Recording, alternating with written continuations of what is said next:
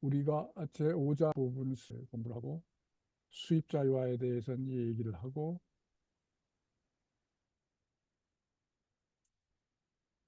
그 다음에 이제 관세의 계단식 구조, 테라프 에스컬레이션. 이 관세 구조가 마치 백화점의 에스컬레이터처럼 올라가는 구조를 갖는다 하는 것을 보여주게 됐습니다. 이렇게 완제품은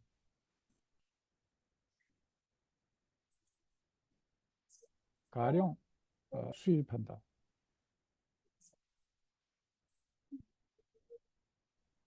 몽골에서 좋은 캐시미어 세타를 가지고 있는데 생산하는데 왜 수입하느냐?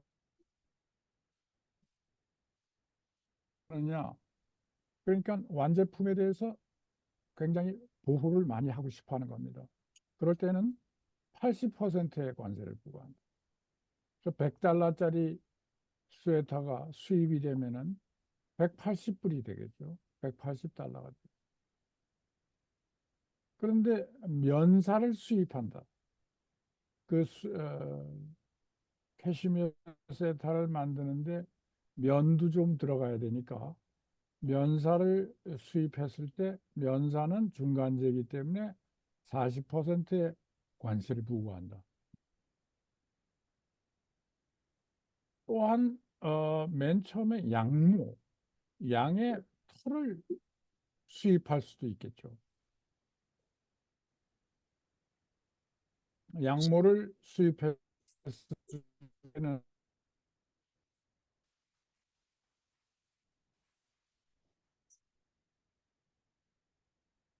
그때는 중국으로부터 수입하는데 10%의 관세를 붙인다. 왜냐하면 양모는 원데이터식으로 된 거를 우리가 식료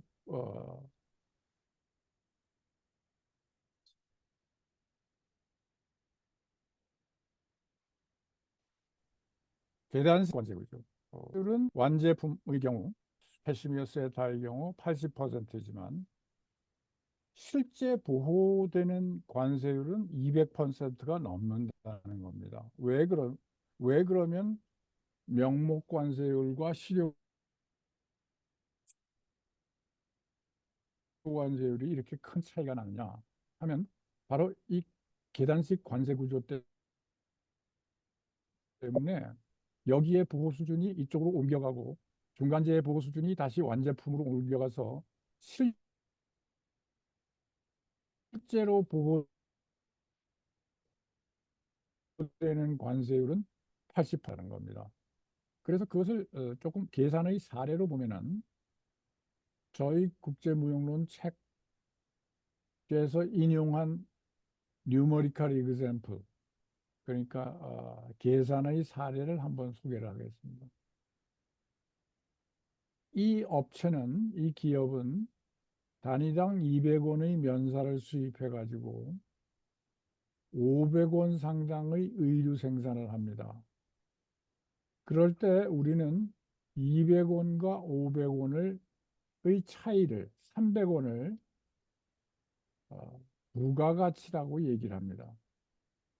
왜 그러냐면 처음 수입했을 때는 200원 가치밖에 없다가 노동과 자본을 투입해 가지고 500원 상당의 의류를 만들었으니까 추가된 투입된 부가가치는 그래서 500원의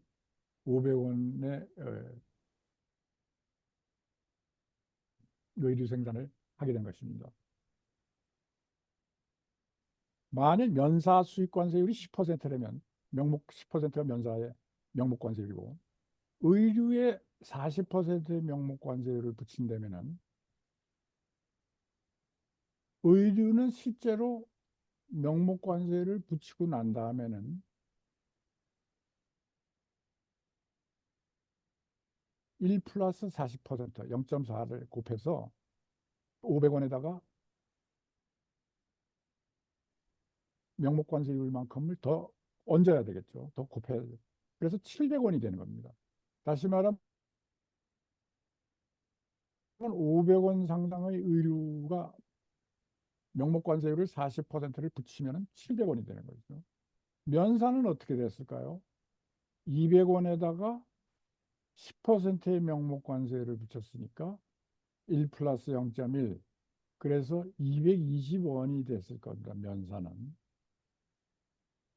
그럼 관세 이후의 의류 생산의 부가가치를 보면은 관세 이전에는 200원에서 500원 사이니까 300원이었는데 관세 이후에는 총 700원에서 220원을 빼줘야 되겠죠. 그러니까 480원이 부가가치, 새로운 의류 생산의 부가가치가 되는 것입니다.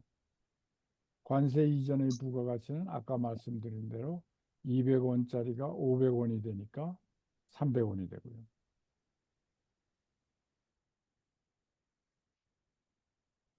실효보호관세율이라는 건 뭐냐면 이 관세 이전의 부가가치에 비해서 관세 이후의 부가가치가 얼마나 늘었냐를 측정하는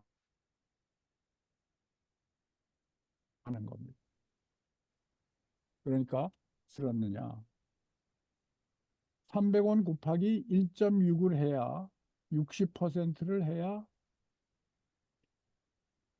480원이 되니까 실효보호관세율은 60%가 됩니다.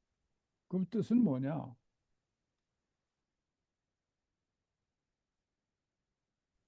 원래 의류 생산을 명목관세율 40%로 보호해 왔습니다. 그런데 실제로 보호하는 거는 40% 이상 60%씩 보호한다는 거죠. 왜 그러냐? 면사 수입에도 10대 명목관세율을 붙이기 때문에 결과적으로 실효보호관세율은 480원 나누기 300원. 그래서 1.6, 60%의 실효보호관세율을 계산하게 되는 것입니다. 명목보호관세율은 40%. 그래서 이 사례를 잘 면밀히 검토해서 어, 여러분들 기말고사에는 이런 문제가 또 나갈 수도 있습니다. 그러니까 이 사례를 열심히 공부하도록.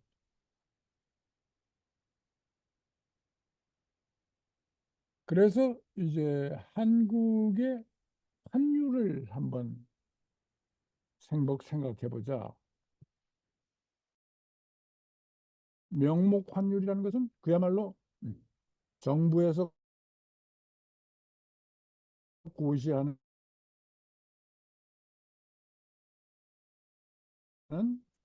명목 환율입니다. 그러니까 공식 환율이 485원이었습니다. 그런데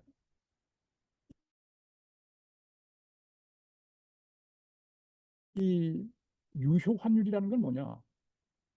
원래 1달러를 벌어오면은 485원을 내주게 돼 있는 거예요. 은행에서. 그렇죠? 수출업자가 1달러를 벌어오면은 명목상으로는 480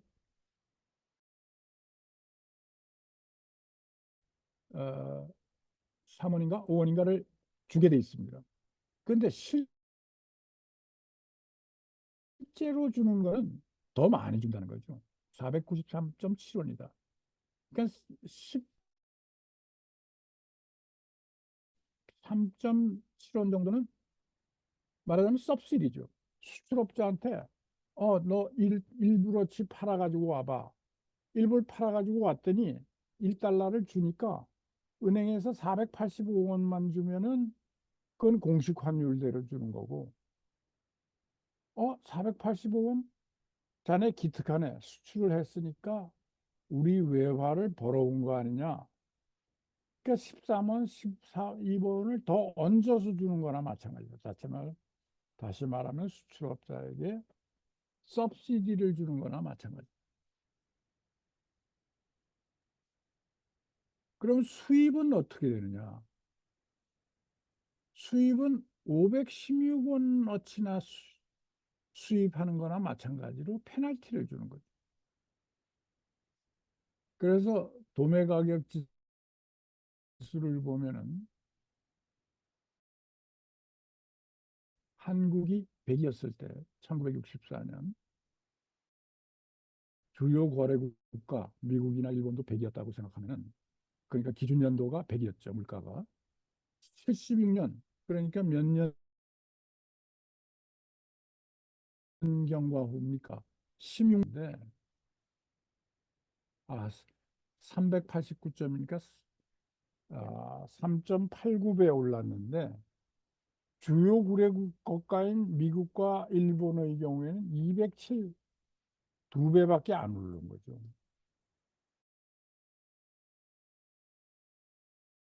그러니까 한국의 물가가 훨씬 더 빨리 올라갔다는 얘기죠. 지난 16년 동안. 그래서 PPP 조정 환율이라는 것은 뭐냐면 명목 환율을 도매 가격 지수로 나눠준 겁니다. 그러니까 보세요. 한국은 주요 거래국에 비해서 기준 연도는 100이었지만 최근에 389.2로 됐으니까 한국 도매 가격 지수로 명목 환율을 나눠주면은 공식 환율이 더 줄어들겠죠. PPP 조정 환율이. 그런데 비해서 주요 국가는 두 배만 줄어들고 한국은 엄청 많이 줄어들고 그래서 PPP 조정 환율이라는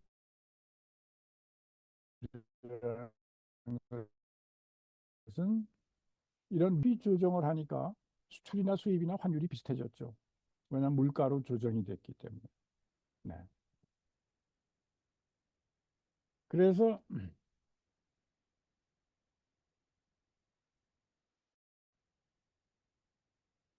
아,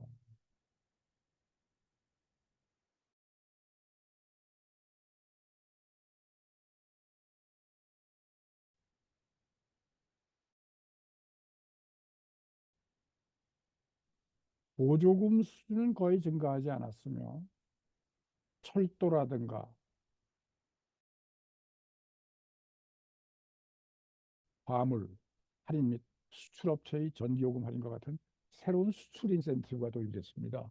그래서 철도 화물 중에서 수출용은 철도나 화물 값을 싸게 해주고 전기요금은 수출업체의 경우에는 전기요금을 아주 받지 않거나 싸게 해주고 이런 수출 인센티브가 도입되기 시작했다는 거죠. 새로운 시장의 개발자에게는 독점권이 주어졌고 수입 쿼타 품목 할당에 있어서 수출업체에 우선권이 부여됐습니다. 가령 삼성이 미국에 가서 많은 레디오를 수출하게 됐다. 그러면 미국으로부터 많은 곡물을 수입할 때 수입 할당, 쿼타에 있어서 삼성에 우대권을 주는 거죠.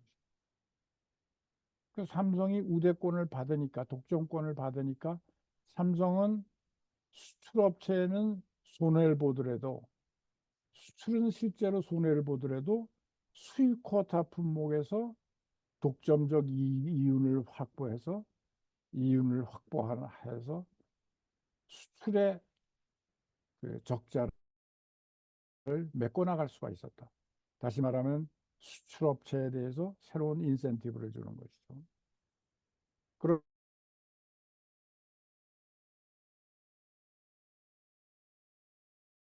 그러나 직접 감면하는 것, 수출부터 폐지되기 시작했습니다. 10년대 초 산업정책의 변화가 있었지만 수출 유인이 수출 인센티브가 의미 있게 증가했다고 보기는 어려웠다. 그러나 여러 환율을 더 단순하고 안정적인 인센티브 시스템이 도입되면서 이는 빠른 수출 성장의 기반이 되었습니다.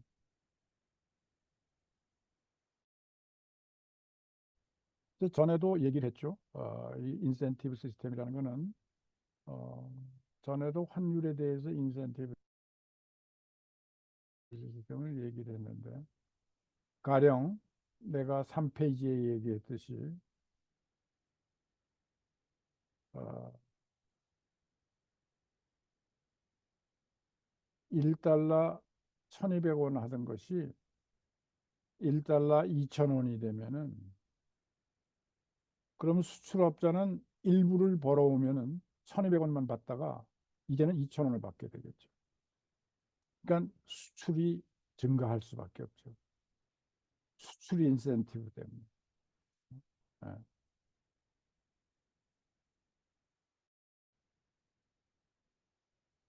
그래서 어, 그, 그 기간 동안 한국의 주요 공업화 과정 1954년부터 76년 사이에 상품 군별, 상품 종류별 수출액을 갖다가 한번 나타내 봤습니다. 전체 수출을 100이라고 봤을 때, 어, Food and Live Animals, 그러니까 음식류, 기초상품, 농산품은 1954년에 12.1%를 차지하고 있었는데 6.6%로 줄어들었습니다. 반면에 manufactured goods classified chiefly by material 여러 종류의 manufactured goods 제조업 제품을 보니까 54년에 100% 중에 4.6%를 차지하던 것이 30.3%가 차지했습니다. 76년에는. Machinery and Transport Equipment 수송기계 수단, 자동차라든가 자전거라든가 배라든가 쉽이라든가 이런 것들은 54년에는 0.3%밖에 차지 못했는데 1976년에는 16.6%가 됐습니다. 다시 말하면 1954년부터 1976년에 제조업 제품이 급격히 늘어나고 농산품 같은 1차 상품은 수출이 급격히 줄어들었다는 것을 알 수 있습니다. 이 표를 보고 공업 제품이 급격히 늘어났다. 네. 수출 패턴을 살펴보면 급속한 수출 팽창이 일어났습니다. 한국은 1960년대 초반까지 19개국으로 수출했는데 1976년에는 수출 대상국의 수가 175개로 늘어났습니다. 이는 새로운 시장에 진출하는 한국 기업들의 노력장은 빠른 성장의 기반이 되는 것이죠. 그래서 여러분들에게 잠깐 거시경제 이론을 잠깐 소개하겠습니다. 거시경제 이론은 뭐냐면 왜 수출이 늘어나면 GNP가 늘어나겠느냐 하는 겁니다. 원래 그 포뮬라는 수출 승수 효과라는 것이 있습니다. 수출이 1빌리언 달러 늘어났을 때 GNP가 2.5빌리언 달러 늘어나면 즉 익스포트 멀티플라이어라고 정의하고 델타 GNP 즉 GNP 증가분을 수출 증가분으로 나눈 값이 2.5가 되면은 우리가 수출 승수 효과가 2.5가 된다고 얘기를 합니다. 그거는 뭐냐면 수출이 1밀리언 늘어나면 GNP가 2.5배, 2.5연 늘어난다는 얘기죠. 이 2.5라는 숫자는 어떻게 나왔냐면 1 나누기 1 마이너스 MPC라 그래서 MPC는 마지널 프로펜스 투 콘숨의 약자입니다. 한계 소비 성향입니다. 가령 몽골 정부가 몽골 주민들한테 전부 100불씩 줬습니다.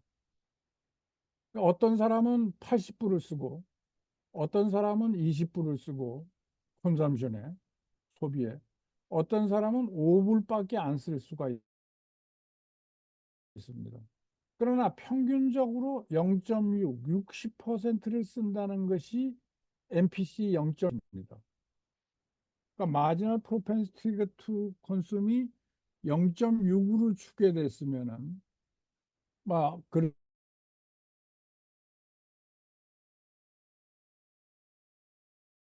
그렇게 어떤 사람은 0.8 쓰고 어떤 평균적으로 몽골 사람들은 100불을 주면 60불을 쓴다 소비에를 나타내는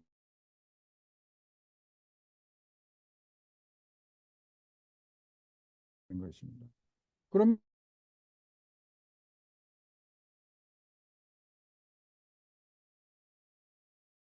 원 마이너스 이가 분모가 되고 원이 분모하는 거냐 하는 것을 잠깐 거시로 설명을 해주도록 하겠습니다. 여러분들은 경제학 전공이 아니니까 거시론을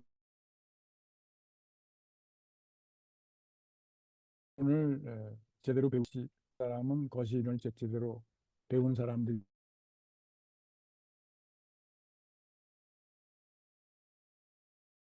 있겠지만은 거시론은 분산된 모든 재화와 용역의 소비의 토탈리티인데 합인데 GNP는 어떻게 생산이 되느냐? 그 나라의 자본과 K와 노동과 기술의 결합에서 Y가 생산이 됩니다. 그래서 이만큼의 Y가 생산이 됐다고 생각합시다.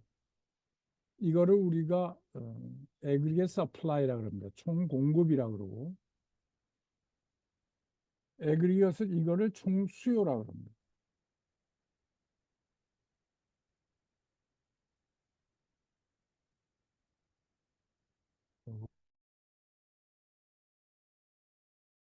요거를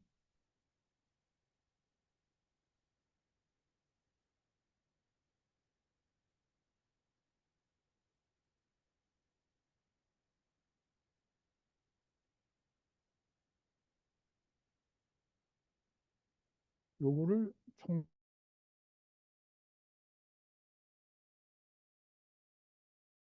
수요. 그 나라에서 생산된 모든 것은 그 나라에서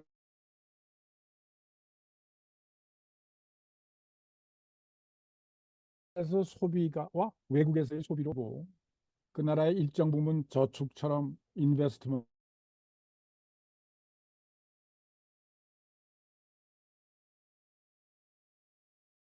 드는 거는 아이고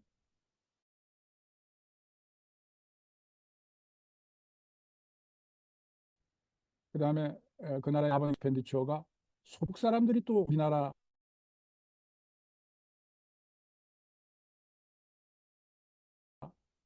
자동차든가 명 우리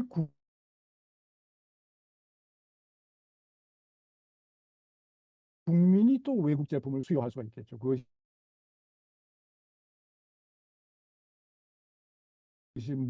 임포시 되는 것입니다. 그래서 아이덴티티가 지금 여러분들이 배운 그로스 어카운팅에 따르면은 가령 4%가 K가 증가율이고 자본의 증가율이고 2%가 노동의 증가율이라면은 그리고 2%가 기술의 증가율이라면은 2%, 1%, 5%가 GDP의 증가율이 될 겁니다. 여러분들이 중간고사에서 배운 게 이거죠. 우리 중간고사.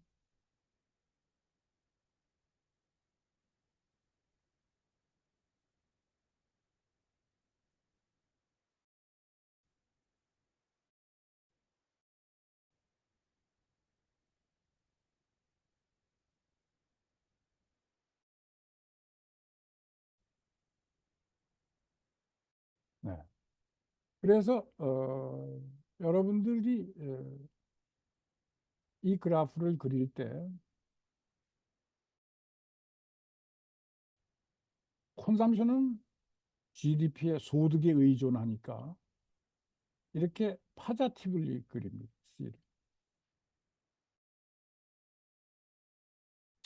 인베스트먼트는 소득에 의존하는 게 아니라 인트레스트에 의존하니까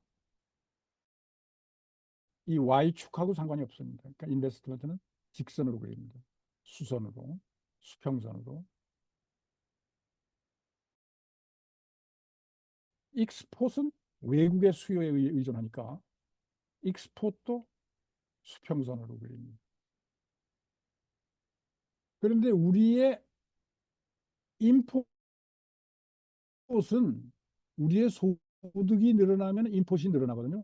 몽골 주민들도 소득이 늘어나니까 서양 제품들, 동양 제품들, 고급 제품들 많이 수요해서 쓰죠, 지금. 그러니까 Y가 올라가니까 M이 올라가니까 M은 이렇게 모양을 갖추게 되는 것입니다. 그래서 이것들을 다 모으면은 C 플러스 I 플러스 X 플러스 마이너스 M이 이것이 이제 M하고 I하고 균형점이 됩니다. 그래서 이것이 Y가 실제 GNP입니다. 그런데 만일 익스폿을 늘리면 어떻게 되느냐? 익스폿이 여기 X 수준에 있다 X 스타 수준으로 늘어나면은 Y가 Y 스타 수준으로 늘어날 수밖에 없죠. 네, 그래서 이 길이가 요 길이가 아, 1 나누기 1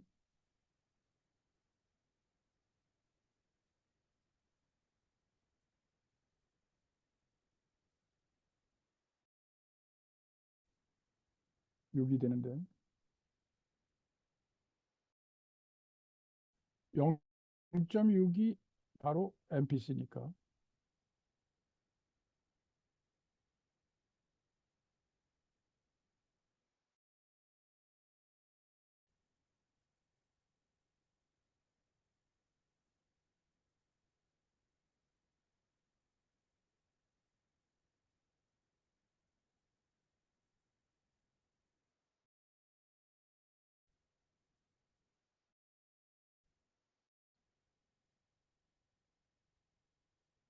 그래서 만일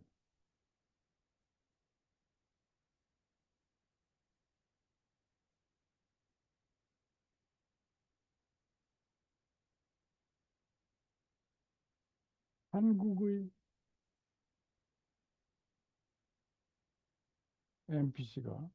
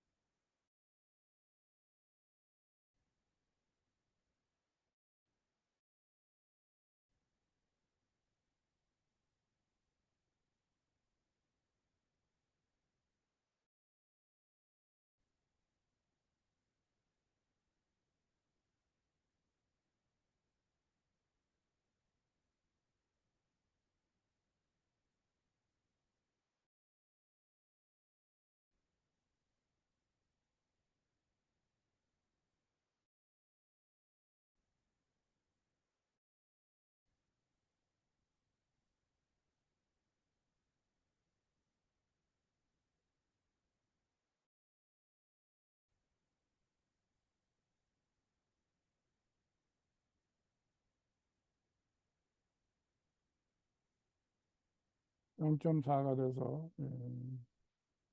0.4가 되면은 2.5가 되죠. 0.6이 되면 어떻게 됩니까? 1 나누기 0.6은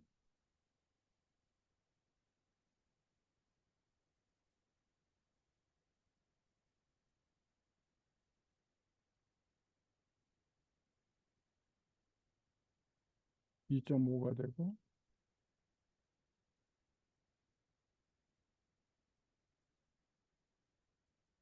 1을 0.6으로 나누면 얼마지?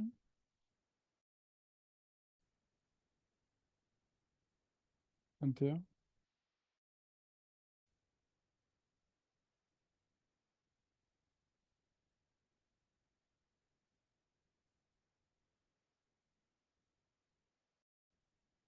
응?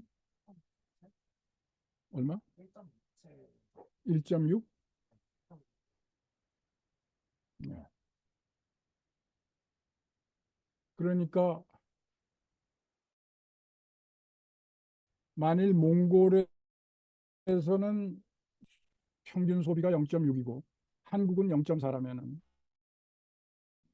몽골에서는 익스폰 멀티플라이 에펙트가 2.5인데 한국의 익스폰 멀티플라이어는 1.6배밖에 안 되는 거죠.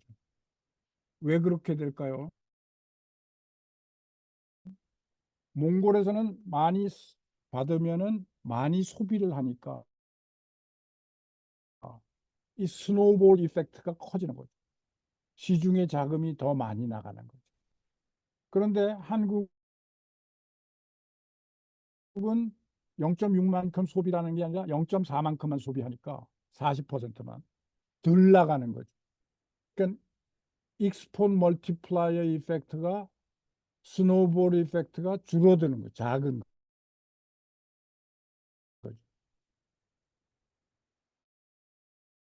네. 그런 의미를 갖는 것이 익스폰 멀티플라이어 이펙트. 그래서 한국은 뭐를 노렸느냐? 되도록이면 익스포트를 많이 해서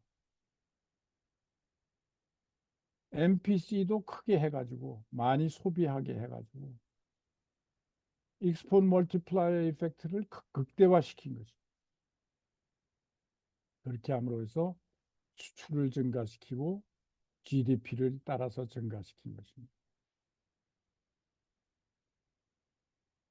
By destination, 목표지를 보면은 미국이 54년도에는 전체의 56.3%를 차지하다가 32.3%, 일본이 32.9%에서 23.4%, 둘을 합쳐도 55%로 줄어들었죠. 전에는 거의 90%에 가까웠는데 유럽이라든가 미들이스트라든가 이런 데 다변화가 이루어졌다. 한국의 수출이. 5년부터 76년까지 수입 증가율이 크게 가속화됐습니다.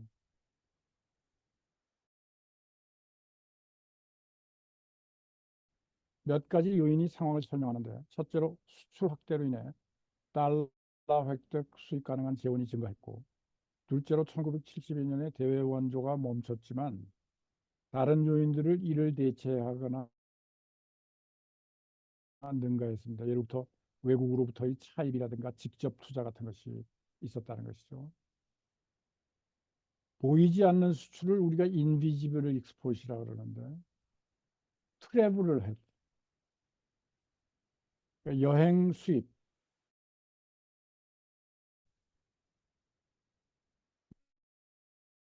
외국 관광객들이 여기 와가지고 달러를 소비하면은 우리가 수출한 거나 마찬가지죠. 그런데 그 수출은 보이지 않는 수출이에요. 인비지블 익스포트.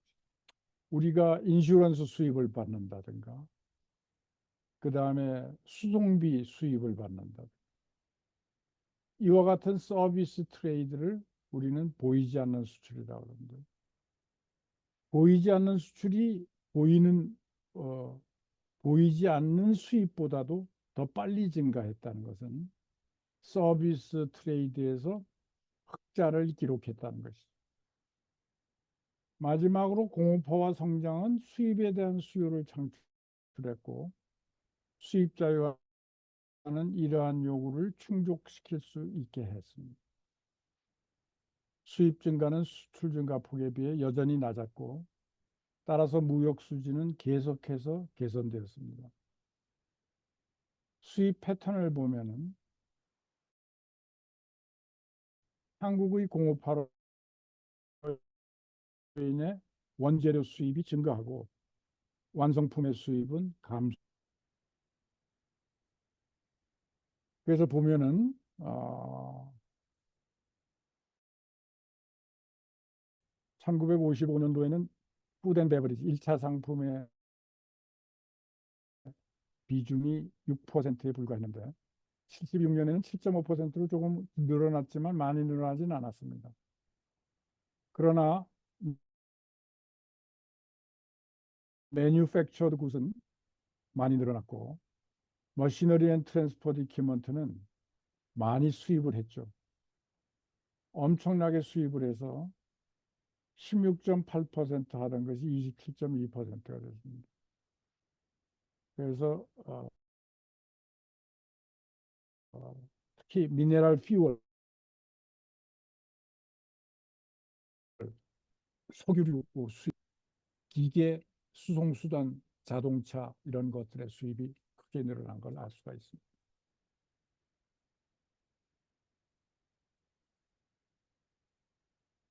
공업화의 양상을 보면은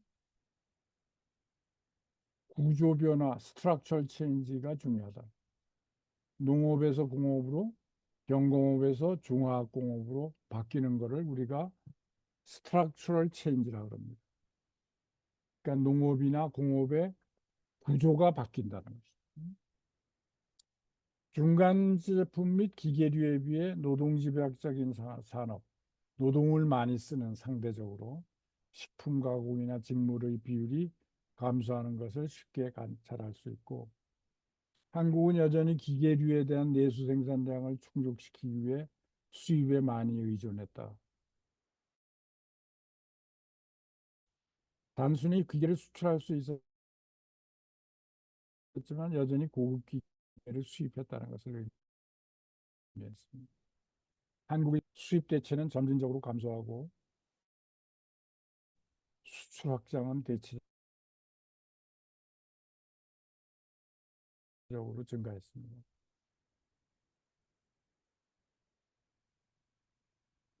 제조업 생산량의 증가의 주 원인이 됐다. 그러니까 내수가 확대되니까 생산이 증가할 수밖에 없었다. 그래서 이 생산과 무역과 수요의 구조를 한번 살펴보면은 1968년 실질 가격으로 평가한 것입니다. 이거를 보는 요령은 생산 구조를 봤을 때 1955년 제조업 전체를 100이라고 봤을 때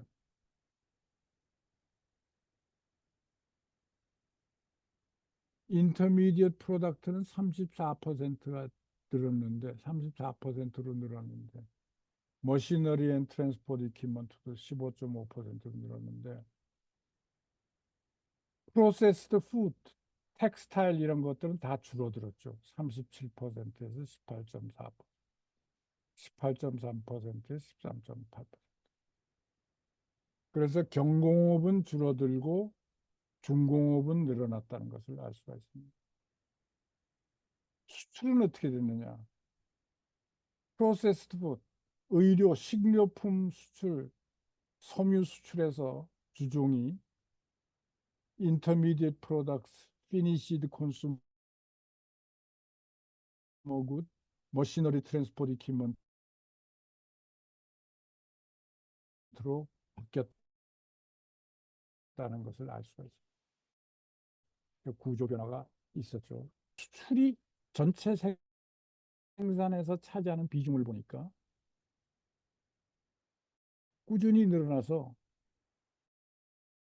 피니시드 콘슈머 굿의 경우에는 41.3%가 수출이고 머시너리 앤 트랜스포트 이퀴먼트는 36.2%가 수출이 됐습니다. 그러니까 100개 생산하면 41개, 36개가 수출이 됐다는 것은 굉장히 수출 비중이 높아졌다는 것이죠. 생산하면 수출한다. 임포트 비중은 어떻게 되느냐?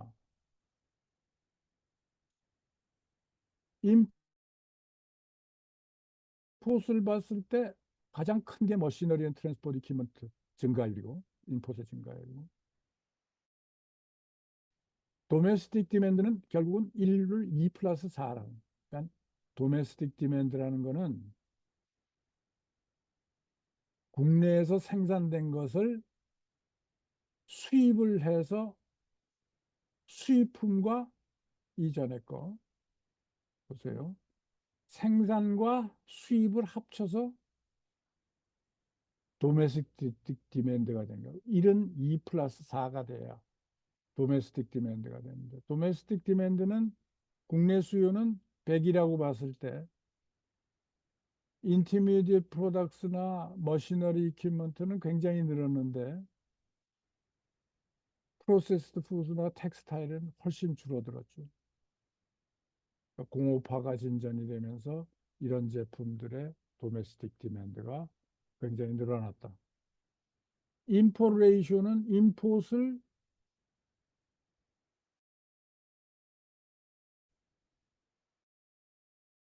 5라고 놓고 도메스틱 디맨드에서 임포트이 차지하는 비중을 차지하니까 찾아보니까 퍼센트로 줄어들었고, 매뉴팩처링 토탈은 38.7%에서 21.9%로 줄어들었다. 다시 말하면 많은 부분이 줄어들었다는 것을 알 수 있습니다.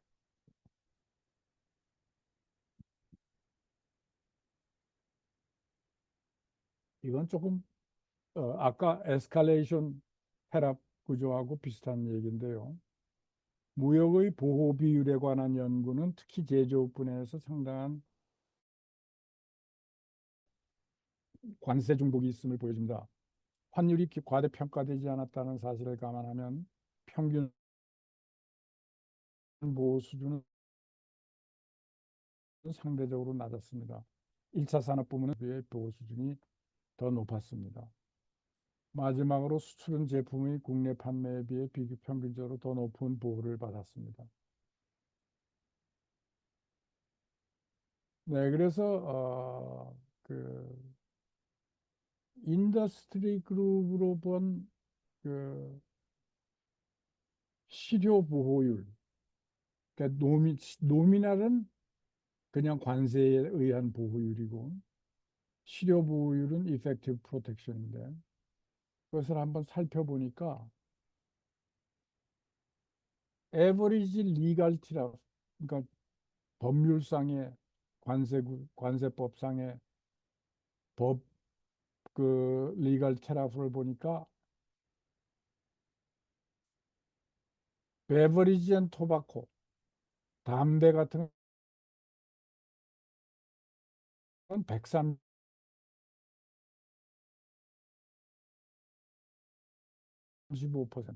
이건 왜냐하면 금수의 독점 품목이니까 베버리지 앤 토바코는 에버리지 리갈 테라프가 135%. 그 다음에 예를 들자면 머시너리 트랜스포트 이퀴먼트가 굉장히 높죠. 61% 이런 식으로. 노미널 테라 프로텍션은 뭐 비슷한 구조라 하더라도 이펙티브 프로텍션은 어떻게 되느냐? 실제로는 보조금을 많이 줘서 마이너스 마이너스가 된다. 보호율이 하는 얘기입니다. 네, 여러분들 뭐 그 정도로 이해를 하시면 되겠습니다. Estimated nominal rate of protection by major industry of selective years 보면은 1955년에서 75년까지 갈 때 많이 줄어든 게 뭡니까? 머시너리 앤 트랜스포트 이퀴먼트 같은 게 많이 줄어들었죠. 토탈 매뉴팩처링도 많이 줄어들었죠. 그만큼 보호율을 낮췄다는 것이죠.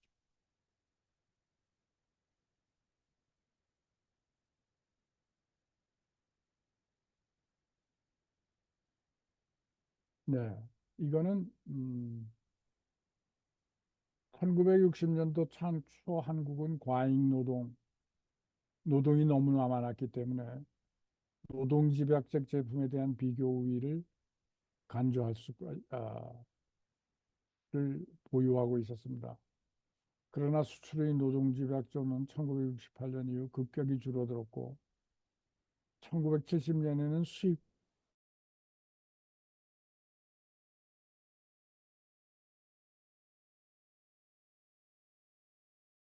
일치했고 1975년에는 보고 여러 지표들은 한국이 상대적으로 노동적 집약적인 제품을 수출하고 자본 집약적인 제품을 수입했다는 것을 급격한 증가를 고려할 때 효율적인 생산 요소 할당을 촉진시킵니다. 임금과 임료 비율의 상승은 자본 축적을 가속화하며, 그러니까 임료에 비해서 웨이지 레이시 올라가면은 자본을 더 많이 쓰려고 그러겠죠. 노동을 대체하고. 그러나 자본 축적이 자본이 낭비로 연결되지 않았으며 자본 가동률의 상승률이 뒤따르게 되었습니다. 그래서 한국이 잘 발전할 수 있었다는 얘기로 결론을 맺습니다. 네, 여러분, 1960년대 초 한국은 과잉 노동의 경제의 특징을 보였습니다. 그러니까 노동이 많았던 것이죠. 몽골도 처음에 개발 초기에는 노동력이 너무 많아가지고 실업이 존재하고 그랬죠. 그런 대신 노동이 많으면은 노동집약적 제품에 대한 콤페라티브 어드밴티지, 즉 비교 우위가 높은 것으로 간주를 할 수가 있습니다. 그러나 수출의 노동집약도는 1968년 이후 급격히 줄어들었고 1970년에는 수입과 일치했고 1975년에는 수입보다 오히려 낮아졌습니다. 여러 지표들은 한국이 상대적으로 노동집약적인 제품을 수출하고 자본집약적인 제품을 수입했다는 것을 암시하는데, 특히 그 다음에 나오는 테이블을 한번 보세요. 이 테이블에서 뭐 위에 것도 좋고 밑에 것도 좋은데 좀 보기 편한 거는 맨 밑에 저하고 같이 서울대학교 강연에서 강의하셨던 고 돌아가신 홍원탁 교수가 어, 리서치한 내용입니다. 그걸 한번 보시면은 레이버와 캐피탈의 비율입니다. 제품을 생산하는데 사용하는 레이버와 캐피탈의 비율인데, 가령 1963년에는 수출 상품을 한 단위 생산할 때 필요한 레이버가 1.73이었으면 자본은 1이었다는 얘기죠. 0.35 나누기 1이 됐다. 그 얘기는 무슨 뜻이죠? 그만큼 노동이 덜 필요하게 됐다. 그러니까 자본이 더 많이 필요하게 됐다는 거죠. 여기 다이렉트 팩터리 리퀘어먼트가 있고 토탈 팩터리 리퀘어먼트가 있는데, 이 토탈 팩터리 리퀘어먼트를 보는 게 더 의미가 있겠죠. 다이렉트는 그 제품 생산에만 들어간 것이고, 가령 자동차 생산의 노동과 자본의 비율이고, 자동차에 들어가는 부품, 타이어라든가 전자제품의 노동과 비율까지 합친 것이 토탈 팩터리 리퀘어먼트.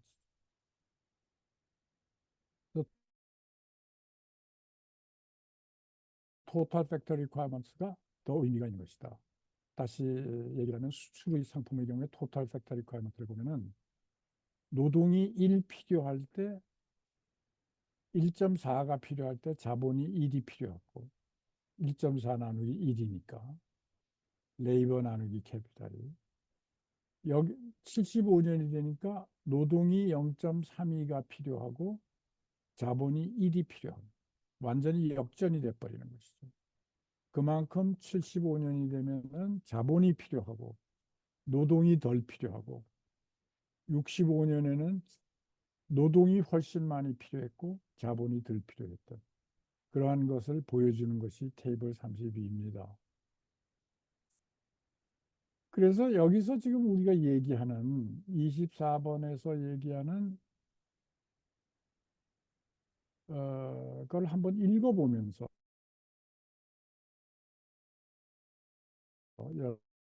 여러분들에게 아까 이 테이블 32를 보면서 한국의 비교 우위가 개발 초기 1965년도에는 노동집약 제품에 있다가 그렇죠.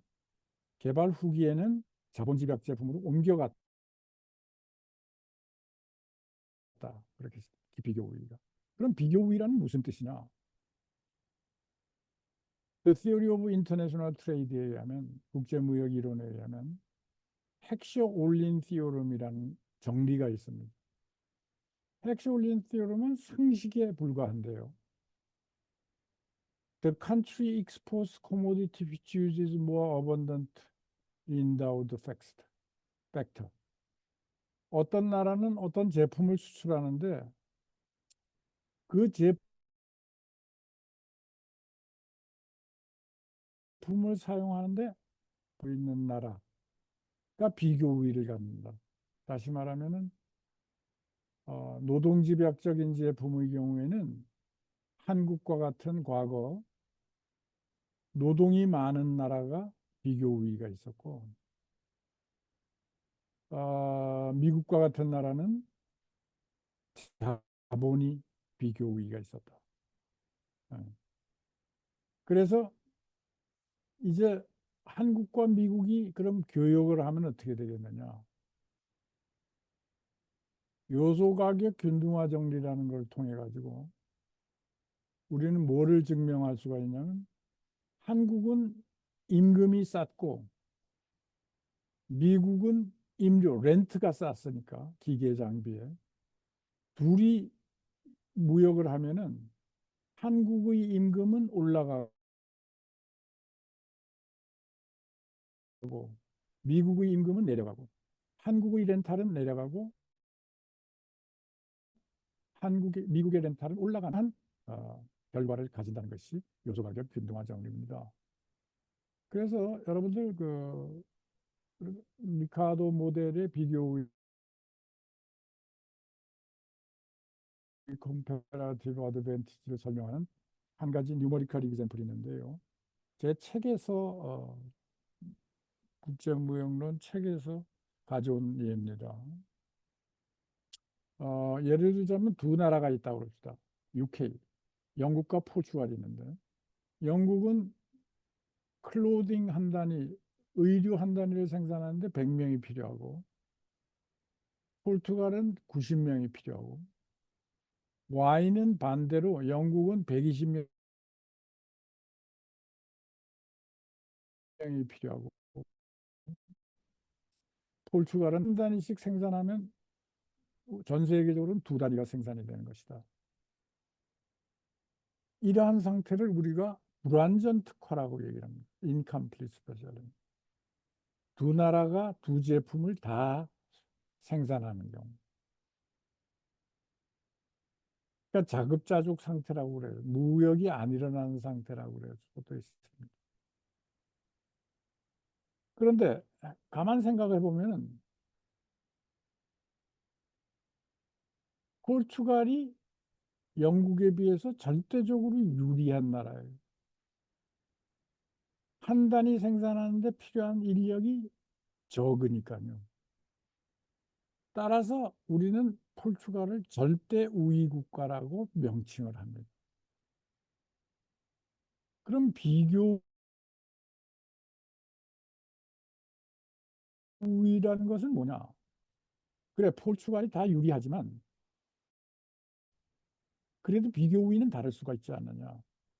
포르투갈은 클로딩은 90명이 필요하고 와인은 80명이 필요합니다. 와인이 더 적게 필요하죠.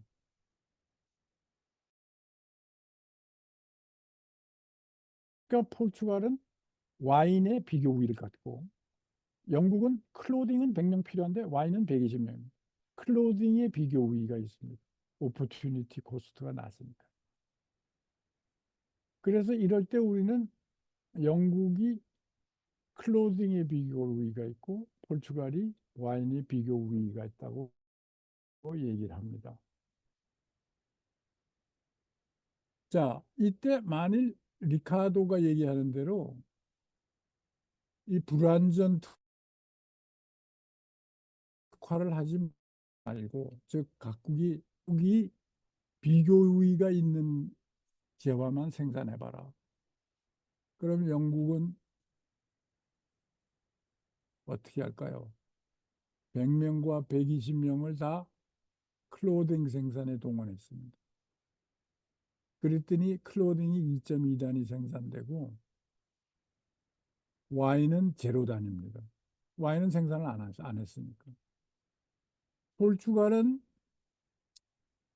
반대로 90명, 80명, 170명을 전부 와인 생산에 투입하니까 170 나누기 80 하니까 와인이 2.125 단위가 생산이 됐습니다.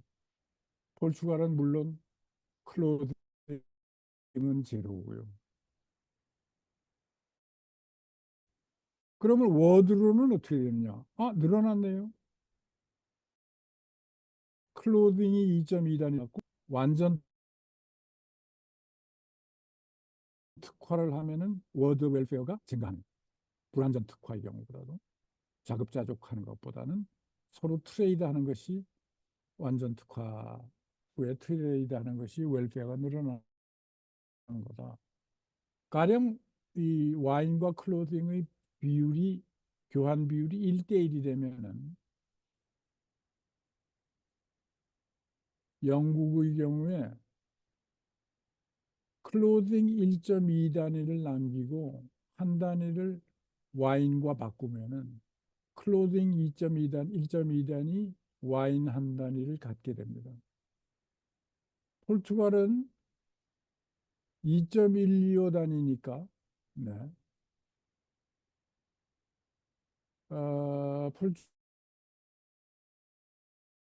포르투갈은 한 단위의 클로딩을 갖고 대신 1.125 단위의 한 단위의 와인을 영국으로부터 받고 1.125 단위의 클로딩을 주게 됩니다.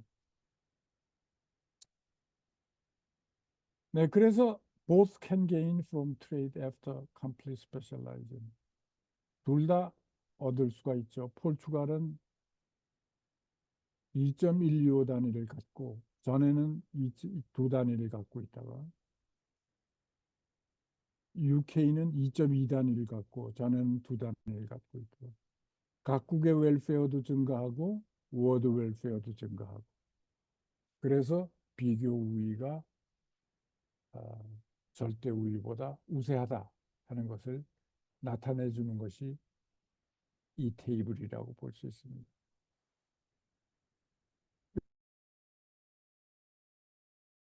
그래서 여기서 우리가 팩터 인텐시티라는 것은 뭐냐?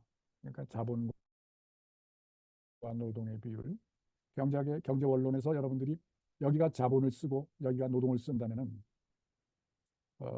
두 재화의 아이소 퀀트를 이렇게 그렸을 때 이 위에 있는 재화가 X가 Y제보다 자본을 더 많이 쓴다고 볼 수 있죠. 왜냐하면 균형점인 A점에서 자본을 더 많이 쓰니까요. B점보다는 A점에서 노동 대비 자본을 더 많이 쓰니까. 네. 그래서 이럴 때 우리가 X를 자본 캐피탈 인텐시브 프로덕트라고 그러고 Y를 레이버 인텐시브 프로덕트라고 얘기하는 것입니다.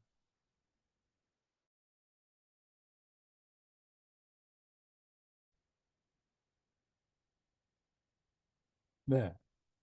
이상이 제가 여러분들 혹시 경제원론을 안 들었으니까 예를 들자면 그 비교 이론, 비교 이론이 어떻게 성립될 수 있느냐 하는 거를 갖다가 한번 보여드렸습니다.